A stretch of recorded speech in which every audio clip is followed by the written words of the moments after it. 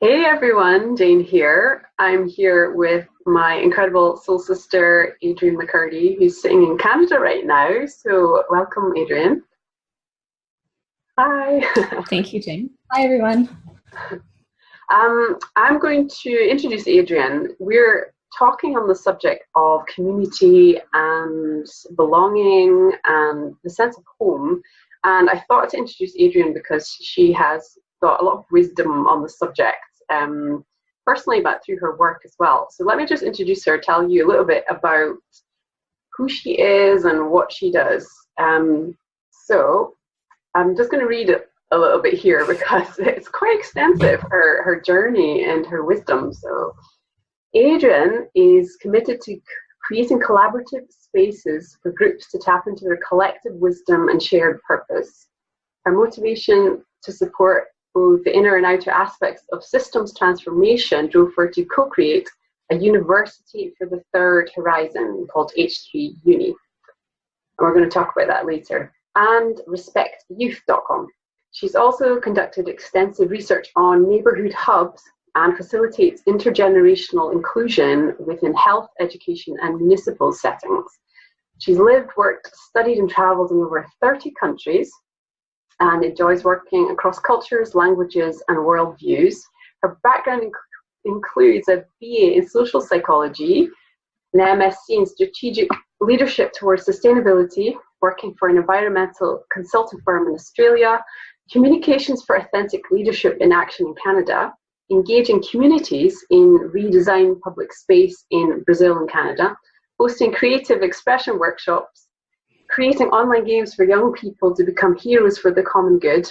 And her passions also include dancing, painting, writing, and enjoying her home, which is in the Atlantic Canadian landscape. Whoa! And so I'm going to show you a painting that I have that Adrian did that I absolutely love. And this is in a greetings card format. And I got that from Hawaii, and I love this painting. So I've kept it for myself. I was just thinking that I wasn't sure when you got that painting. That must have been a while ago when I was making those cards. Yeah, it was a few years ago now, for about 5 years ago now. So I still have it after 5 years. So so welcome. That's quite a rich background in travel and work and experience that you have. So I'm really looking forward to jumping in with some questions around community. So the first thing I want to ask you is around the theme of community. What does that actually mean to you? So what do you think of when you think about community? For me, I think there's different types of communities. There can be communities that have a certain focus to them. So maybe there's a group of people within a certain area in the world, or it could be across the world that have a certain focus and a mission, and they're trying to drive that mission forward. That's one type of community. Another type of community is really where it's more about the geography within which people live, and that whoever is happening to live there is part of that community, and the health of that community, or the way that the community shows up, has a lot to do with the relationships between the people that are there. And that's true for both of those types of communities, and there are probably other types as well. But as I was thinking about this, those were the kind of distinctions that were really coming up for me because of seeing communities and different types of communities around the world. What feels most important for me is really around relationships, and that people care for each other, and that even if they don't necessarily know everyone within the community. So just say when I was in Hawaii in 2009, living there at the time, and there was a tsunami warning, and it was 2009, so there was an earthquake in Chile, And at about 6 a.m, that's when the tsunami alarms went off, even though, we knew that it was coming, but it was about 11 o'clock was when the tsunami was supposed to hit. So that was enough time for people to mobilize and do what they needed to do. And so when that alarm went off, it was a stark contrast to how I experienced the community that I had grown up in Ontario, in Canada, outside of Toronto, which was a suburb, and in a disaster kind of situation. So in Ontario, what I experienced, and this is where I grew up, and this was my community. This is my first sense of home was in this place, and there was a Eastern Seaboard power went out for 3 days, and in Ontario. And what I had seen in Ontario was that people were lining up at the gas station for hours, raiding the shelves of food. It was very focused on the self and preserving themselves, their own family unit, or their friends, and not really caring about the other. And, they would not let people in line in front of them in the gas station. And, they had massive gas tanks, one after another, that each person was filling up. And the gas stations were running out of gas. So it was a really interesting thing to see that. And then a few years later, probably about 10 years later, being in, or maybe 5 years later, being in Hawaii and experiencing a tsunami warning, which we didn't know how big it was going to be. We thought, well, this actually could wipe out the whole part of the island that we're living on, and there wasn't really any safe place to be. Like, we didn't know any of that stuff, and how people treated each other was amazing. Yes, we went to the gas station to put gas in the car. That was the first thing that people do, because you need to have that if you're going to be out of power for 3 weeks. And so I showed up, and someone immediately let me in. They waved me in front, and I was like the third person to get gas in line, and then I get out, and everyone's giving each other hugs, and they're giving each other aloha, and the food, like the shelves were still full of food, because people had been prepared in advance because they've had hurricanes before. So there's a certain amount of a sense of preparedness, and a sense of care. So one of the things that I heard a lot of that morning was, have you gone to the beach? Have you seen, because there's a lot of people that live on the beach that live in tents, or, don't have any other permanent homes, and they go, to make sure that they're okay, and pull them up into everyone's house. So that, there was something about this, a loose social tie, that even if they don't know each other, there's a sense of care and concern that when something's going on, people take care of each other. Yeah. And what do you think it was about the community there that ignited that sense of care more than the first experience you talked about? I think a lot of it in suburbia outside of Toronto, my experience of it was that people don't necessarily know how they're interrelated to each other. So it almost feels like people's behavior doesn't have an impact on other people's behavior. That's like the feeling or the mentality. Whereas in Hawaii, I just said the fight or flight and the survival instinct that kind of kicks in there, because there's not the relational care and relationship between people. So, yeah.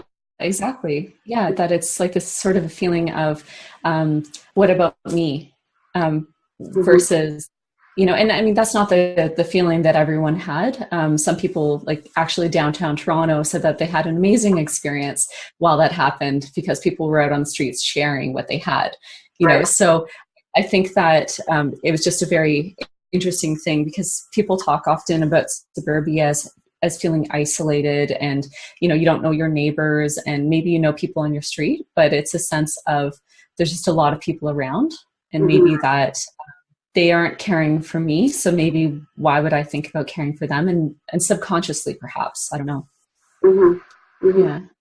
Yeah. I mean, I'm curious as to whether you've had any experiences like that before.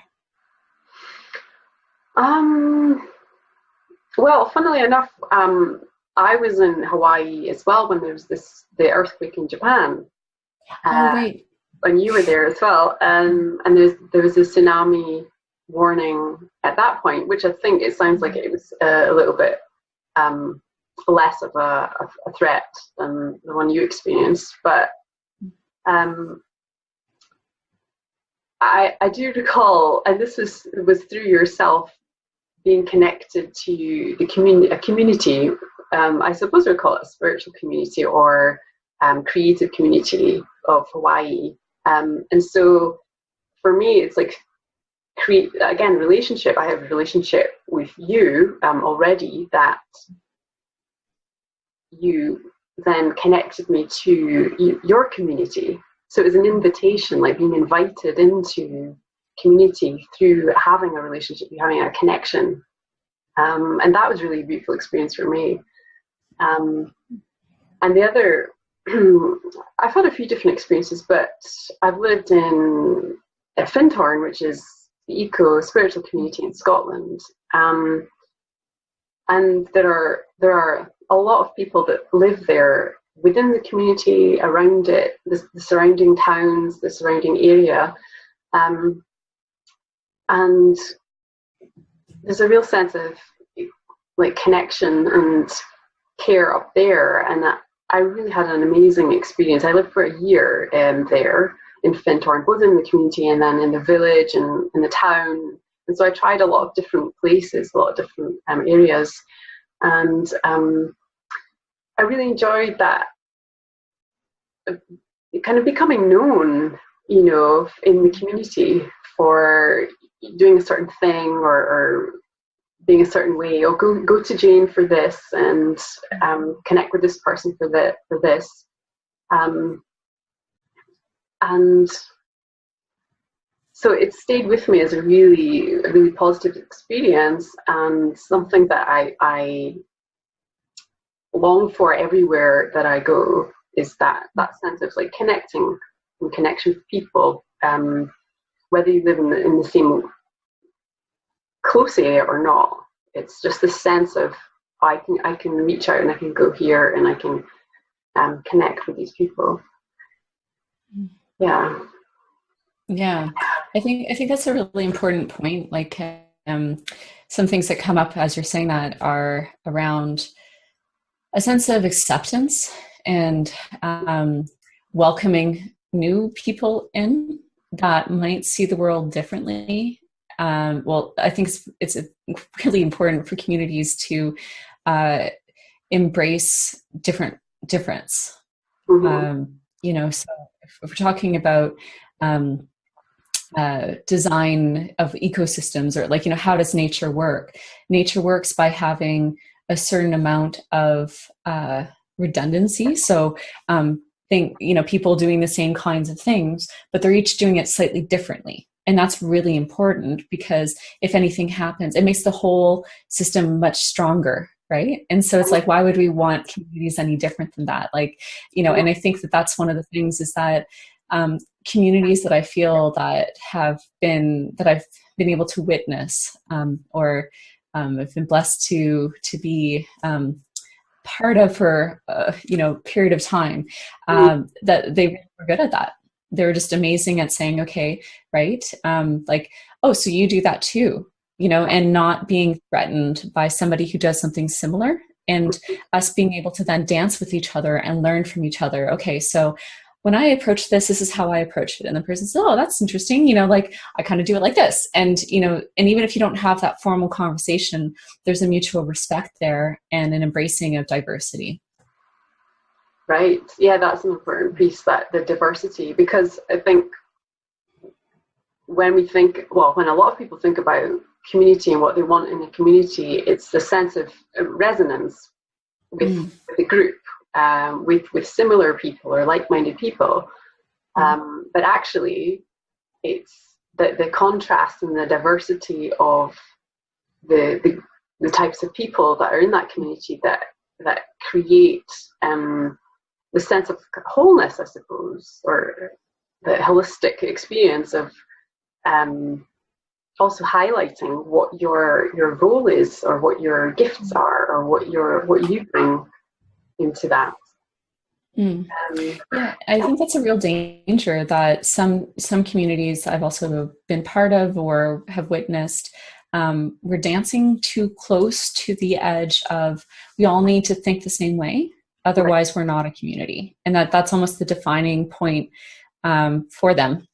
that if we have too much diversity, we're going to fall apart, rather than saying, okay, well, why is it an either or for unity or diversity? Why can't there be unity and diversity and unity? Right. Okay. And what would you say that there needs to be a common sort of thread that, or theme that creates a community, even though everyone is, maybe there's a diversity there, but there's still something underlying that is connecting for everyone? I think this is where there's a difference between intentional community, which, can be eco-villages or intentional community, but there's also causes. Like if you, oh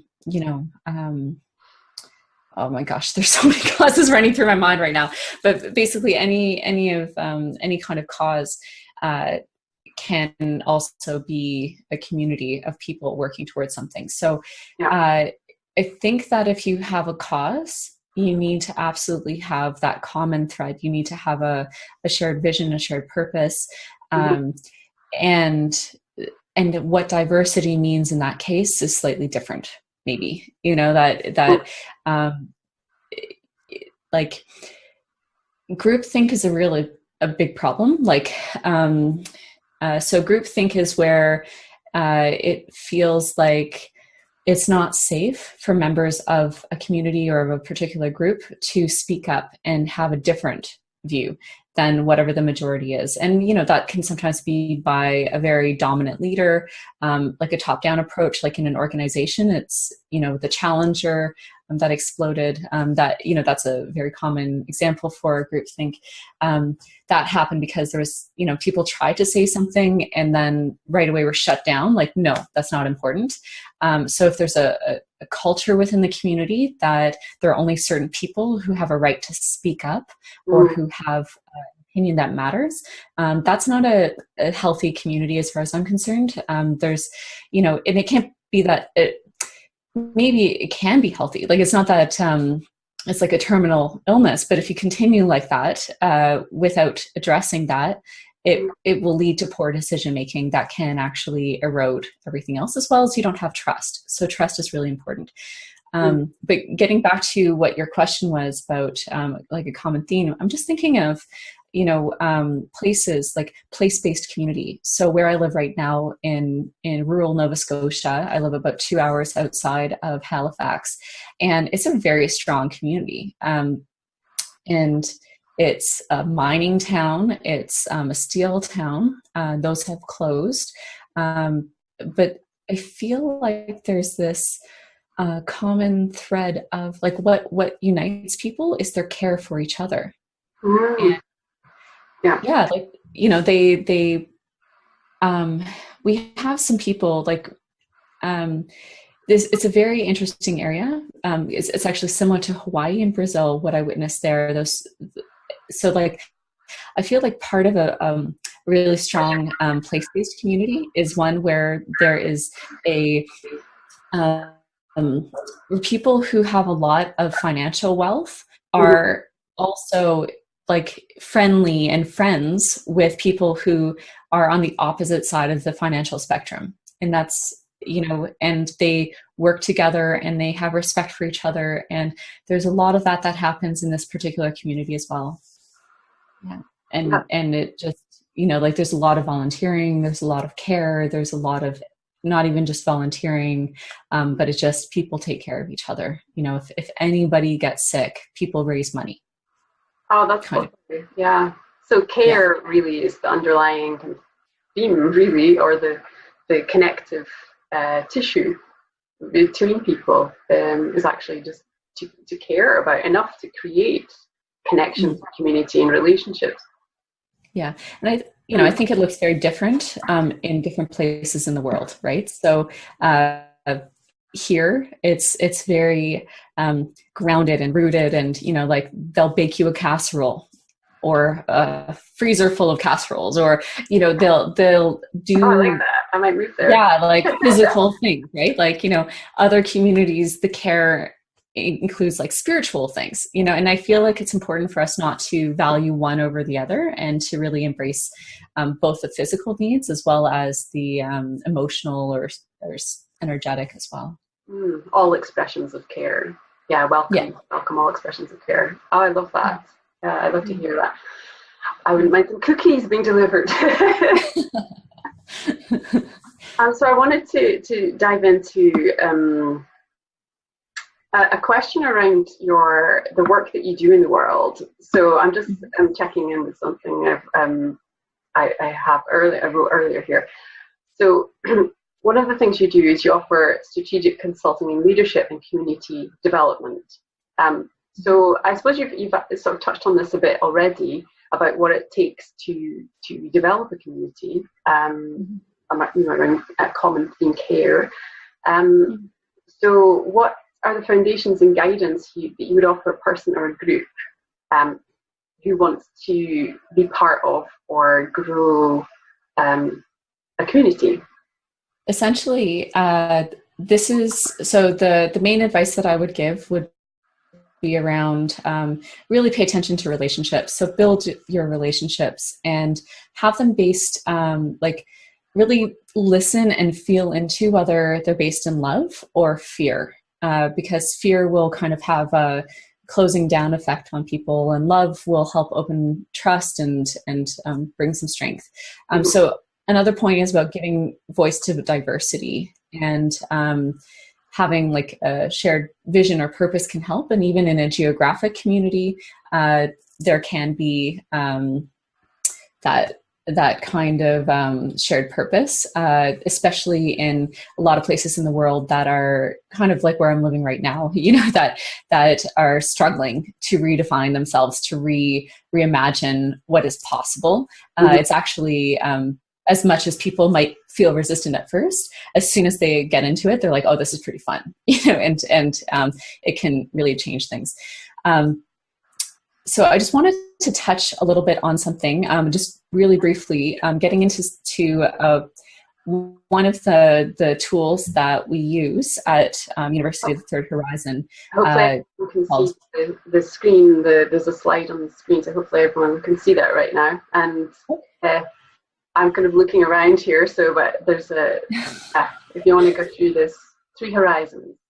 Yeah, so this is a tool that we're using with multinationals and across the world on climate change, and to build shared collective understanding of what is no longer working. So this red line is that whole thing of the present system, if you will, that it was designed to have a certain purpose and a certain function, to say our healthcare system, and that as time goes on, it's losing its fitness for purpose. So it's not fit anymore. And so that's what this red line is showing. And that also has a mindset with it, which is a managerial mindset. So this is something where it's like, we have to keep the lights on. Let's focus on the here and now. Let's not look at the future. I don't have time for that. Mm-hmm. I can't look at that. I have too much going on here. This is hard enough right now, let alone the future. Yeah, and then the third horizon is about the vision of that future. And then the second horizon is about that innovation.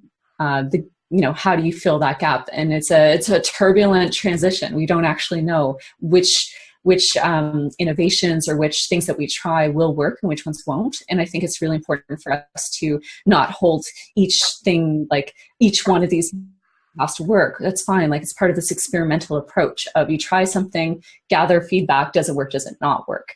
And so that's part of that innovation curve. Okay. So one of where this comes into community lately, I've been really thinking about how the way that these different mindsets interact and perceive each other really has, I think it explains a lot of what actually happens in group dynamics when group dynamics aren't really working very smoothly. So the negative mindset, it's kind of like an like an erosion type mindset where they're not seeing the value in each other. So the first horizon is that managerial mindset. And when it looks at the vision mindset here, H3, it says, oh, the vision's irrelevant. I have here and now. I need to focus on this. And you guys over there doing the entrepreneurial stuff, the entrepreneurial mindset, H2, they're just like, whoa, that is way too risky. We can't do that. We just need to focus on what we're doing now and everything will be okay. That's the mindset of it. Whereas the visionary mindset is looking back at that managerial mindset and saying, whoa, if you don't change, you're going to die. You're like a dinosaur. And then it's looking back at the innovators and the entrepreneurs and saying, oh, this is like, yeah, great. You're kind of taking 2 steps in the right direction, but you're not doing enough, right? So like an example of that would be somebody sitting here looking at like environmental damage or what's going on with the environment and saying, okay, so you're coming up with a new recycling plan that will get more compost and recycle. That's great, but that's not enough. And so they're seeing the entrepreneurship as kind of like a compromise, just not doing quite enough. Meanwhile, the people here in entrepreneurs are looking at the vision and saying, well, we have to start here. This is like the first step is this one program, but we are moving towards the vision, but it's impractical for us to just jump from where we are now to that vision. There's a lot of steps in between. And then they're looking at the first horizon mindset, the managerial mindset, and saying, you're just getting in the way. So yeah, like when you flip that around into people actually being able to, like the last one that we were just describing, it makes me think of like the number of times I've sat at a meeting and just hearing people talk at each other and not actually hearing what anyone else has to say and hearing the value in what they're saying. That's very common, isn't it?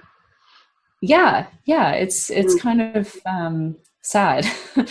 And that's why I was thinking that this might be appropriate to bring in.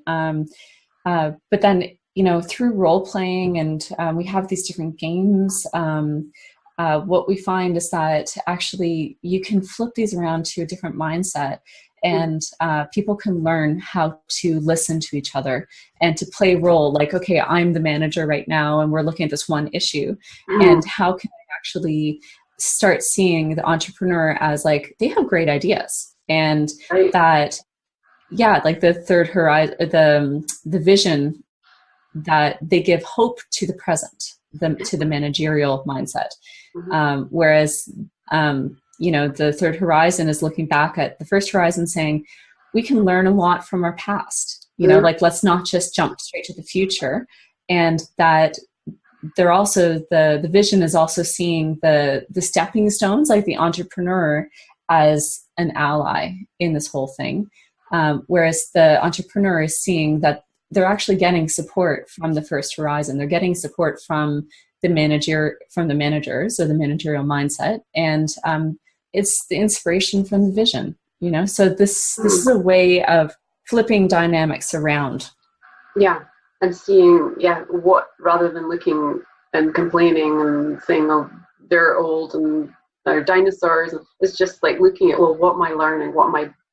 How can we all bring all the levels of the triangle together and work as a team and learn from each other?